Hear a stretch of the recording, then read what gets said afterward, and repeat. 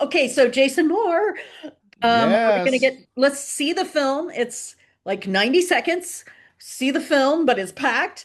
And then we're gonna talk about, you're gonna show us some behind the scenes pictures. So here we go. we are going to do that. Here we go. Okay. Now then, gather round and let me tell you the tale of a fabulous Artsy Fartsy Fairy. Long before she was Dr. Marcia, she was just a wee Artsy Fartsy Fairy growing up in Missouri, learning every sort of artsy fartsy thing you could imagine: dance, mime, music, painting, design, the lot of it. And would you believe it? They let her do it all in church. Well, it wasn't long before that young fairy spread her wings and flew clear to New York City, where she traveled the world with dance and theater companies, leaving a little spark of magic wherever she went. And with every new place and every new face, her heart grew, her mind grew, her spirit grew, until she knew she was meant for something more. So home she flew to her artsy-fartsy roots in the church. With degrees in theology, worship, and ethics tucked under her wing, she began helping churches create worship that was richer, more meaningful, more memorable, and just a wee bit more magical.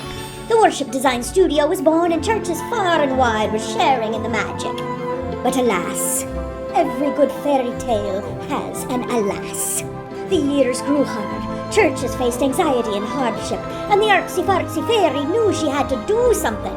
So she lifted her wand, gathered up every ounce of courage and compassion, and with one grand flourish, transformed the price of an annual subscription with access to all her fully scripted worship series. Just like that.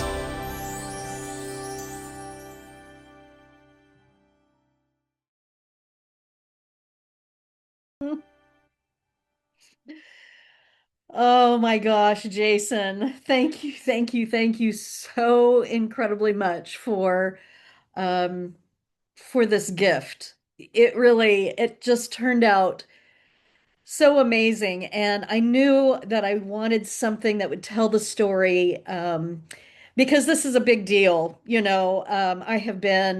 I both know that churches are hurting these days sometimes with their budgets. And so, my call to ministry has always been to serve, and especially small and medium-sized churches where the pastors are wearing all the hats, and giving them creative things to jumpstart their worship so that they're not starting from scratch all the time. And I just knew that I needed to figure out a platform, a way that I could get really lean and streamline the processes so that I could charge less than I've been needing to charge for the last 15 years.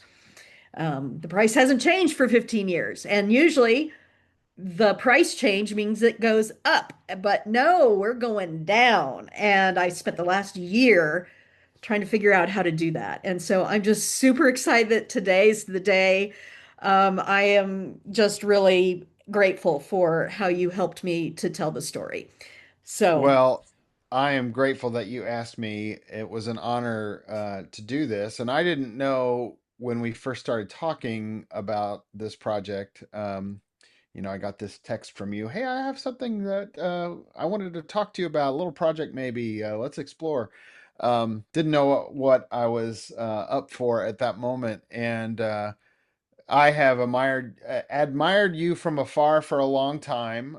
Your name comes up a lot in the conversations that I have because we both go and do trainings on worship, and I think we have.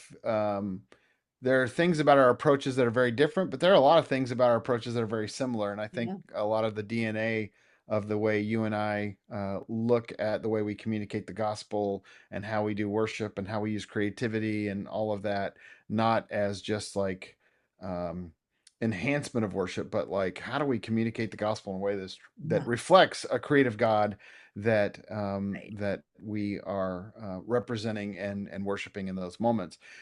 So when you reached out, well, and then of course a few years back you invited me to be a part of one of your design retreats, which was incredible, and we formed a friendship that has Yes, meant so much to me for absolutely. years.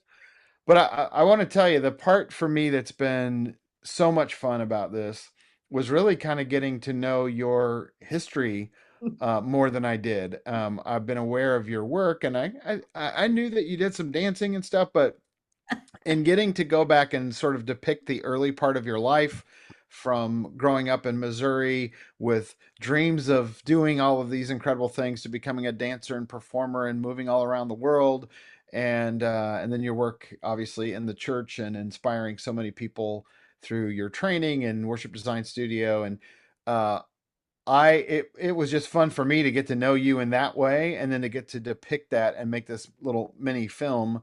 Yeah. And then, as things evolved, we got to make it very specific to your story, which was a lot of fun. Well, let's look behind the scenes, Jason. You folks who are watching this, if you don't know Jason, if this is your first experience of Jason, I want to just recommend a couple of things because Jason has specialized in the last few years, which is why I brought him into one of the worship design studio planning retreats. Both and about doing online worship super well and hospitably, if that's a word. Um, Yes. and and then now AI in the church, which is really, really important for understanding how we use it well and use it ethically and use it to proclaim the gospel. Everything can be used for good or for ill, and we want people to be using this in a way that's helpful to them and also puts more good in the world. And so AI in the church. So Jason, you utilized AI in this, and so Yes. show us some behind the scenes things about how this happened. Like, how did Yeah, you yeah, make the absolutely. sausage? Um, and I don't want to discount, because I know I speak on this regularly. I wrote a book about it a couple years ago, Yeah. and I know there are always people that are watching that are like, how can you use that technology? Because of we don't have an opportunity right now to talk about the nuanced things. But I guess the first thing I would say is that in order to pull something like this off, Hmm. if I had done it the old-fashioned way, it actually would cost us a lot more in terms of environmental cost, um, electricity, and all that. People often talk about data centers and all that, but um, I do have a home office. But if I did this at the church I worked at, Ginghamsburg United Methodist Church, it's 15 minutes away. It probably took me 2 weeks of work to do this, and if I were commuting 15 minutes twice, had the HVAC on all day long, all of that. It wouldn't have taken me 2 weeks. It would have taken me a month to do this if I had done it where I modeled characters and all those kind of things. So anyway, let's take a look at some of the stuff. First off, when you first, I think it would be interesting for people to know that you wrote the script, every word of it, and then you recorded it with this fun little fairy dialect. And Yes. I initially ran it through AI, and we didn't feel like the voice was as expressive and just didn't capture the energy that you had captured. So you did the dialogue, and I didn't use AI for the dialogue at all. I actually just sped your voice up a little bit to give you a little bit more of a higher pitch, and to also get it down to about 90 seconds. Right. I So mean, that that was like, I was like, oh my gosh, this is still too long. Can we speed it up? so we did that, and then we had to figure out, like, what does the fairy look like. And so using I'll come over here, using chat GPT, and giving it several pictures of Marcia, um, and then doing some prompting and things. AI, when you're creating AI video, does really well if it has a character sheet to work with and it understands angles and detail and all of that. So once I had this, I could then start to create the various scenes. Now, you were sitting in front of the worship design studio, the place that many of us all this time have thought you sit in every day. Yes, Like I this know. really People cool, think this is cool. my actual place where I get to be. Um, I wish, but 2012. I rented this church for a week. It had removable pews, and then my friend Alexandra and I decked it out. If I could have this space as my artistic studio, what would it look like? And so that has been the persona. We did a 360, which actually, Jason, you then used in this little film, which I loved it. I just sent you that 360 twirly view of it, and you incorporated it. So I just Yes. am, I'm so uh, grateful is the word that this 2012 studio persona of Worship Design Studio, because I really want people to understand that they are ritual artists, um, Yes. and put themselves in the studio, that you have now preserved that in this Pixar version, which is so fun. Yes. Yeah. So we did something the spin of the original studio was a little more utilitarian, meaning we didn't have sweeping camera moves and all those kind of things. It was really just you kind of rotate around the space. And I was able to take various shots of that, use AI to make it look a little more Pixar-y, and Mhm. then incorporate that move. So then, as you wrote the script and you started to tell the story, um, I don't know what your intention was, but immediately for me, it was like, well, I want to show what Marcia looked like back in those days. And I think maybe we might have originally thought that it was all going to be in the studio, but I really wanted, in fact, I think I might have said, well, we can have you over by the organ saying some things and we can have you by the screen Yeah. saying some things. But gosh, once I saw or heard your script and read it, I wanted to tell that story. So created the young Marcia DNA sheet here, which has all these different pictures and things. And so this is actually what young Marcia looked like. She had strawberry blonde hair, a dashing young lady there. And I then got to take her and turn her into kind of the Pixar version of Marcia. And then, as you continue, as we went back and forth on the script, you were telling me about being a dancer, and I did a scene just because, oh, she's a dancer, so I put her in like this kind of ballerina outfit. I don't have that to show you, That's but all she was right. like, no, I did like modern dance. Modern I did really dance, cool. yeah. Yeah, so she sent me a picture of her from her dancing days over here on the left. That's the real Marcia McFee. And then I spent a lot of time. You would not believe how much time trying to convert it, and it wouldn't get the costume right and all that. And then the middle portion of this is not the right kind of dancing for Marcia. She let me know. Tell them what is that pose called there or whatever that was not right. Well, she was on her tippy toes. So while There I you did go. do ballet and point, my Yeah. professional career was all barefoot, right? Modern dance. Yes. Um, and so you made the adjustments, and I'm really grateful. And all of my colleagues that I danced with, we spent 5 years on the road with the Dave Brubeck Jazz Quartet, and those were the outfits the costumes that we used in that collaboration. And so they were black and white, but I love the red. It's great. But all of my colleagues recognize that. And I was kind of the class clown, so that I was bouncing up and down in that picture that you just showed. Yes, and then here is one. I love this shot of you flying through the air. And so I was even able to incorporate that in the little modern dance routine and that kind of thing.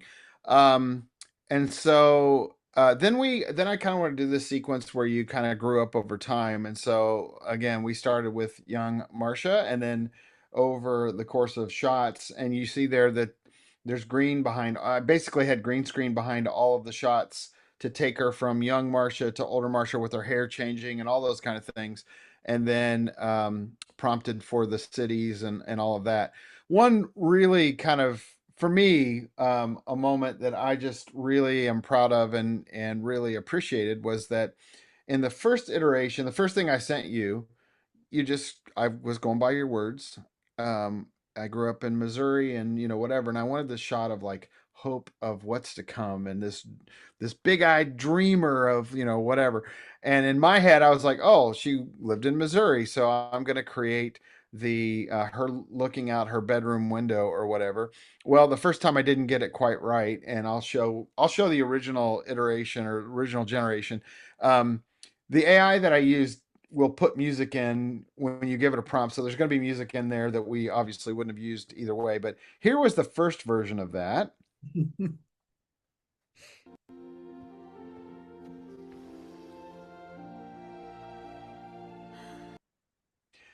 and you gently said to me, I did not uh, grow up in suburbia. yes. And you're like, you said, I remember you saying, I know we're not making a documentary here, but I grew up on a farm, and I was like, well, gosh, if I had known that, like, I want to make it reflect your story. And so you gave me some pictures, and over here on the left is a graduation picture Yeah. with a very distinct sort of bush. And then the little picture there in the top, you gave it to me bigger than that, but I'm fitting it all on the screen here, was a picture of the farm. And then you told me on the one with your graduation picture, that's my horse back there. And I said, well, what color was your horse? And you described your horse and that kind of thing. So I was able to recreate kind of that moment. And I I think you will said you're, I will tell you that when you sent that little clip to me, I I looked at it and I burst into tears. I mean, it's just that's Britches, my horse that I rode rodeo with, and I just burst into tears. And when I showed my mother, she also burst into tears, but not about the horse. It was the white fence oh, yeah, that we yeah, painted many times yeah. that really got her. So, I mean, it's just so, what a heart Um, thing to have that. one other, I think I have one other thing to show here. This isn't like a major thing, but um, part of, again, for me, what I wanted to do to make this as authentic as I could was you talked about the degrees and things that you had, and I while you haven't typically officed in uh, a building, or like in a church, Mhm. whatever.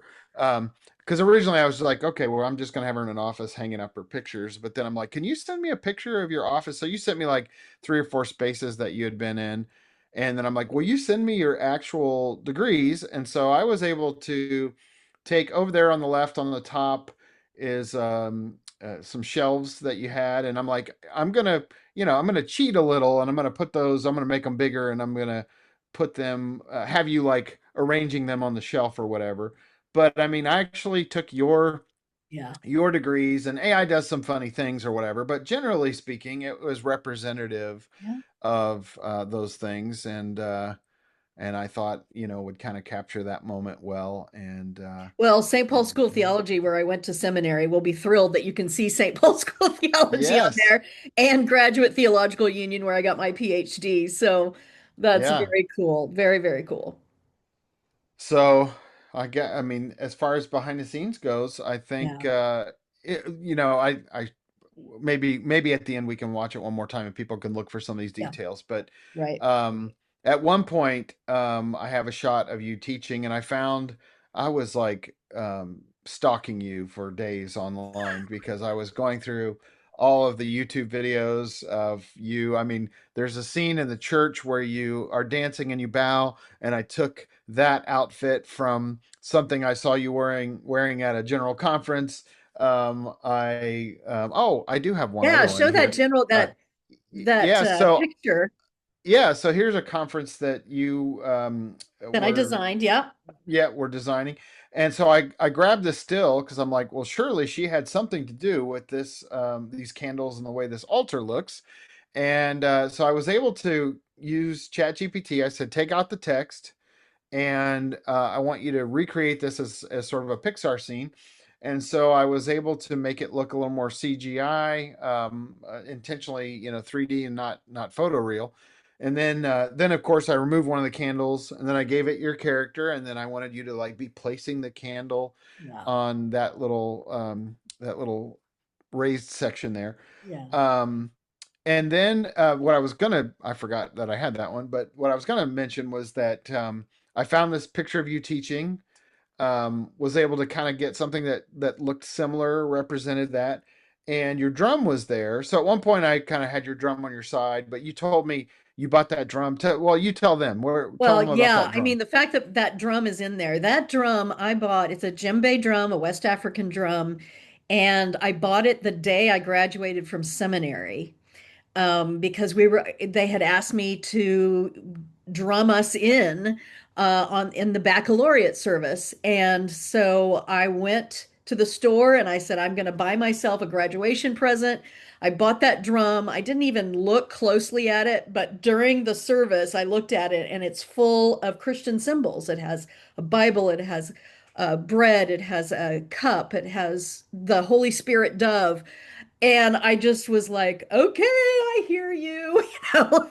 And I have taken that drum to every gig for over 30 years. So I'm gonna drop in the. I think I have just that clip. And Let's that's see. There, how yeah. we make a difference. Oh, that's the one that didn't have the drum in it. Right, right. And then you put It it in. yeah, and it's funny because you give it instruction, and let me see, is this? Yeah, here we go. Let me throw this in here. So it just made up you saying something, and it's not your voice. So let's go out AI there did. and create something amazing. Oh, whoops! I don't know why it turned there. I That's all swiveled it, right. but that almost sounds like something you'd say. But we got to put the drum in there and that kind of thing. So for me, I just wanted this to be deeply personal, and really kind of capture you. And again, I speak as a member of your fan club, but I also this week was at School of Congregational Development, the United Methodist School of Congregational Development, and your name came up many times from folks, and I mentioned that you and I were doing some work together.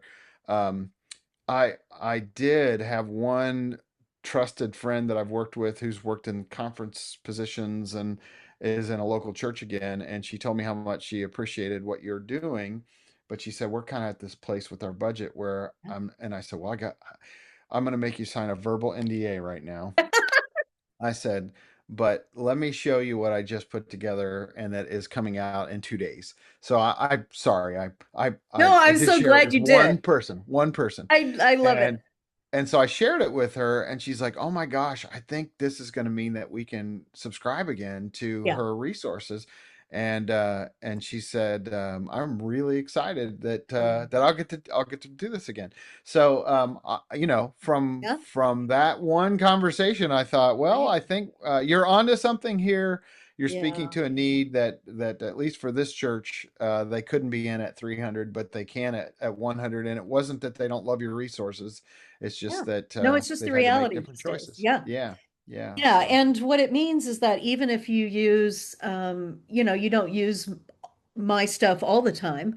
There's lots of stuff out there, but this makes it possible for you to have access and see it all and make your decisions. And, yeah, I just want to say that some people may think this is like a short time discount deal. It's not. This is it.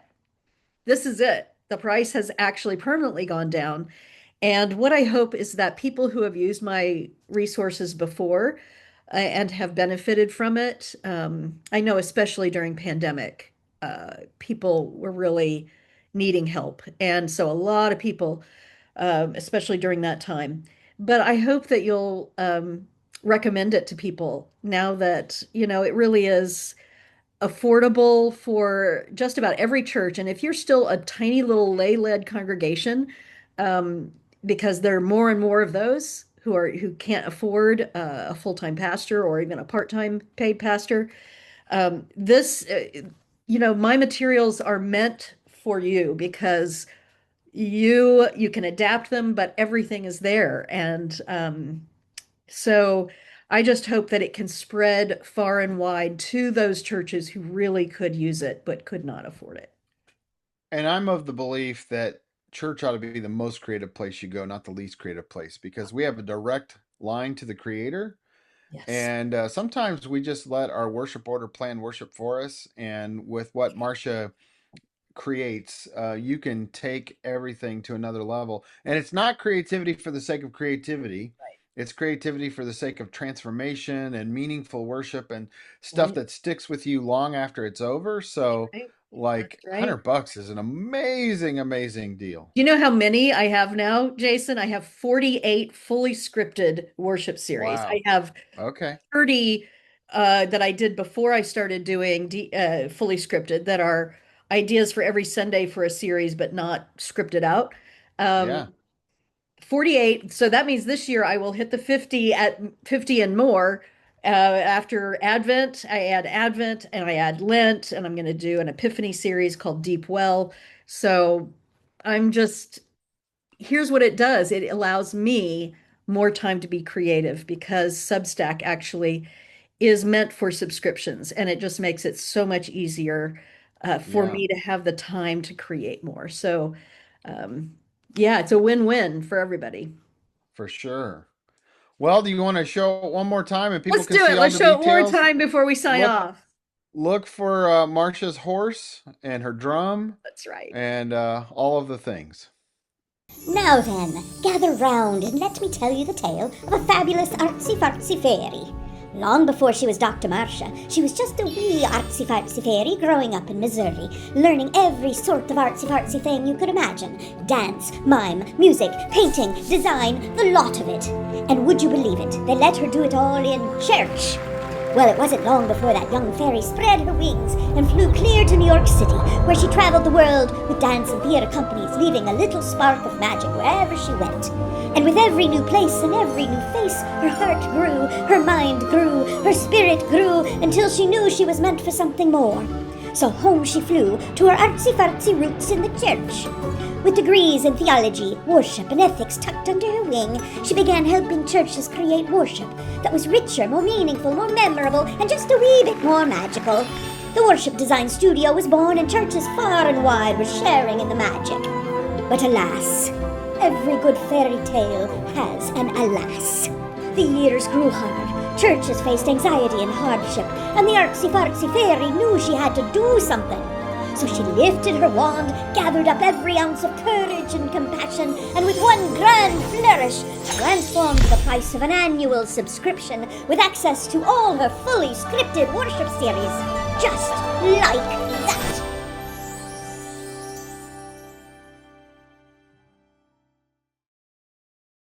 Oh, well, there you have it.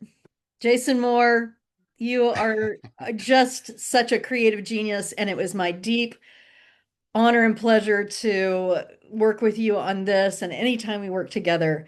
So thank you, thank you, thank you. And thank all of you who have been supportive of Worship Design Studio over the last 15 years that I have been creating these worship series. And please let people know that could use the help these days, and let them know, especially now that it is super affordable for whatever size church. Well, thank you for entrusting me with your story, and I wish you all the best. This is, speaking as an unbiased source, an amazing deal, crazy, incredible.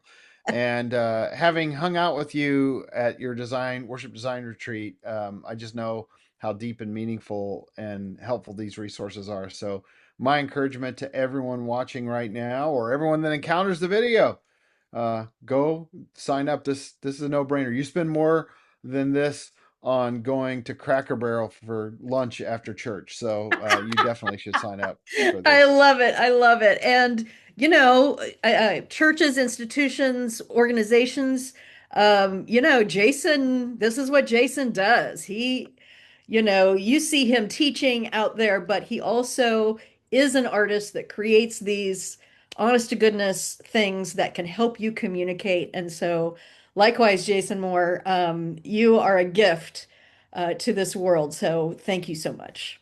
Thank you. Best wishes. Bye, everybody. Bye bye. See you later.